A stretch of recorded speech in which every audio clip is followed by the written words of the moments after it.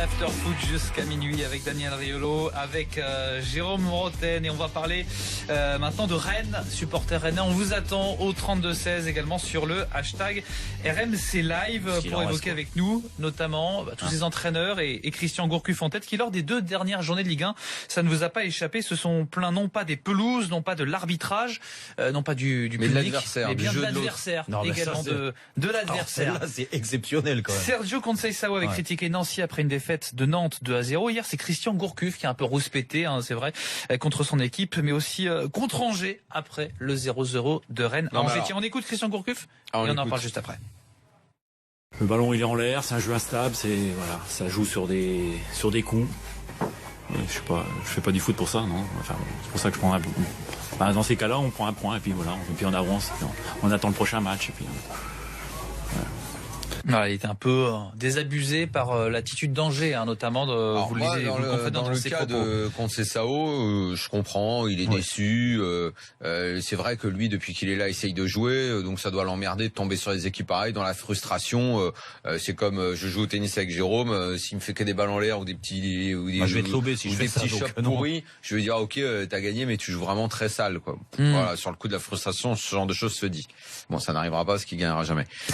En revanche, dans le cadre de Papa Gourcuff, là, ce qui m'emmerde un peu, c'est qu'en temps normal, moi j'ai toujours soutenu, je comprends ce qu'il dit, sa façon de voir le foot, tout ça. Mais le problème, c'est que depuis le début de la saison, avec son équipe de pieds farcis, là, il a jamais réussi à... C'est l'expression à Duprat, ça. Ouais. Elle m'a plu, je l'ai piqué. Ah ouais.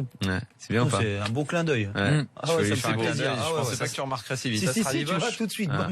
Elle fait un petit clin d'œil à mon ami Pascal. Ça c'est beau de vous voir. Donc voilà. Aussi amoureux. Problème, c'est que depuis le début de la saison, son équipe, il en tire rien du tout, quoi. C'est que ça n'avance pas vraiment, que lui a l'air fatigué, épuisé, que son message ne passe pas. Donc c'est un peu plus gênant. Après, qu'Angers joue comme il dit, c'est vrai. Qu'Angers, ce soit le prototype de l'équipe regardable, ok, c'est vrai.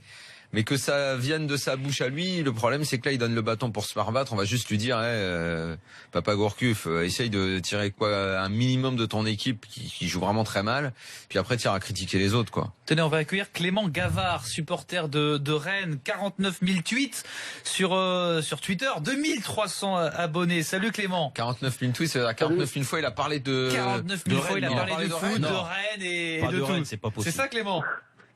Ouais, c'est moi, ouais. Bravo. De Rennes beaucoup. Donc t'es un vrai dingue de Rennes, alors. Ah, malheureusement, ouais.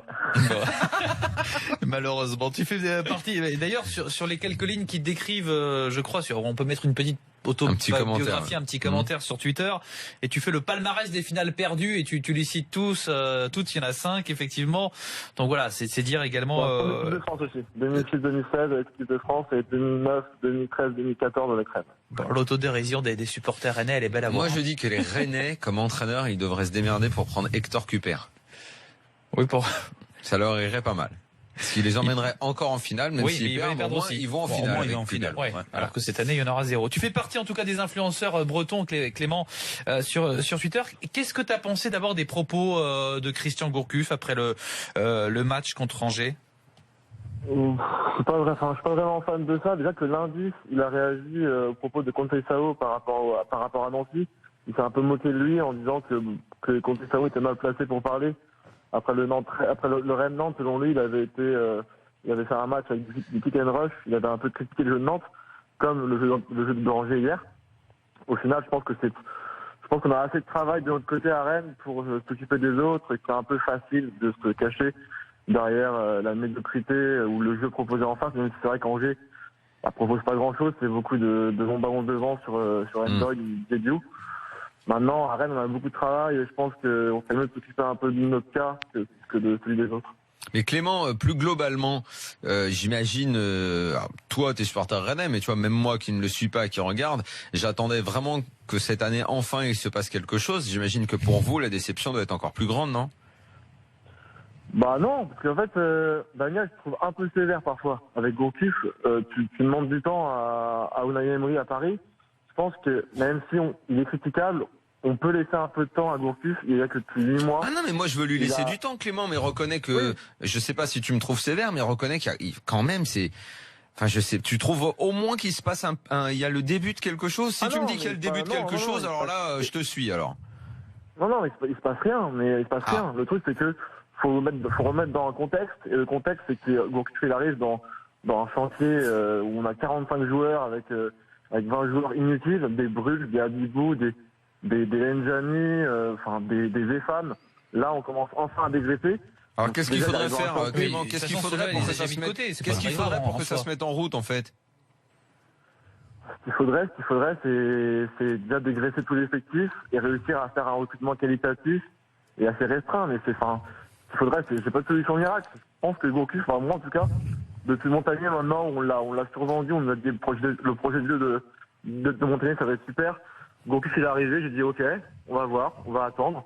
Mais j'ai pas dit oh super, Gourcuff est arrivé, on aura du beau jeu. Non, je vais voir. Pour l'instant, c'est pas super. On a eu un petit frémissement début décembre avec Saint-Etienne, on gagne 2-0 et à Lyon on perd alors qu'on fait un bon match.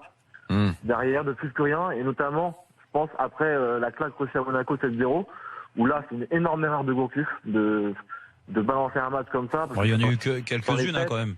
Et si jamais Clément, ça prenait pas parce que tout simplement il est fatigué sans s'en rendre compte et que son message ne passe plus.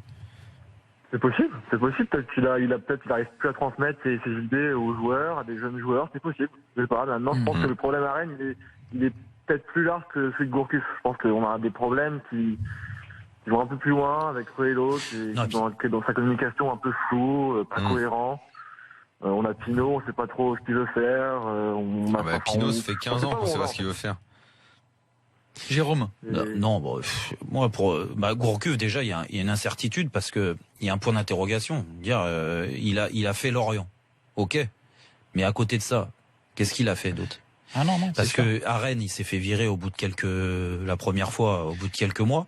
Après, en Algérie, sur les échos que j'ai, sa méthode, elle a pas fonctionné.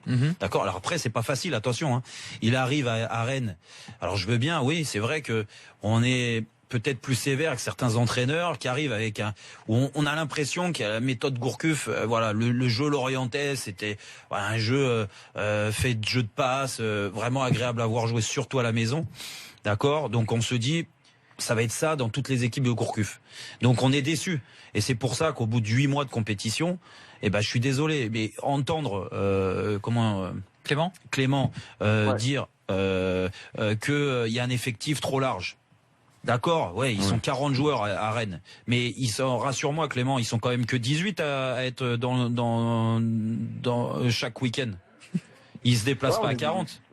Tu fais ton Roland Courbis. 18, mais c'est pas un effectif extraordinaire. Faut être aussi logique. Mais maintenant, attends, à l'arrivée, on peut pas lui reprocher, on peut pas non plus dire le pauvre, il a 40 joueurs, il préférait tu préférais toi avoir un groupe de 20-22 avec les joueurs qu'il a actuellement? Parce que je suis désolé, mais les joueurs qu'il a écartés, alors peut-être que la plupart étaient pas bons, mais il y avait peut-être d'autres choses à faire. Parce qu'aujourd'hui, quand je vois l'équipe mise en place plusieurs fois, alors tu parlais du match à Monaco, qui est catastrophique, le turnover qu'il a pu faire en Coupe de la Ligue. Après, il fait un turnover, on comprend pas, en Coupe de France contre le Paris Saint-Germain, où il te met des joueurs qui sont inaptes à jouer au haut niveau, et à l'arrivée ils prennent pas une grosse saucée, mais ils auraient pu, mais tu la joues pas. À l'arrivée t'es 8e du championnat, où t'es dans le ventre mou, il peut plus rien arriver, et que tu joues un match à Angers.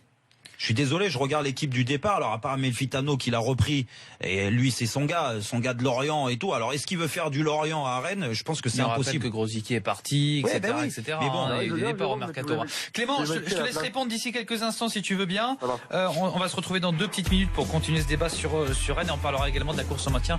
Dans un instant, l'after revient.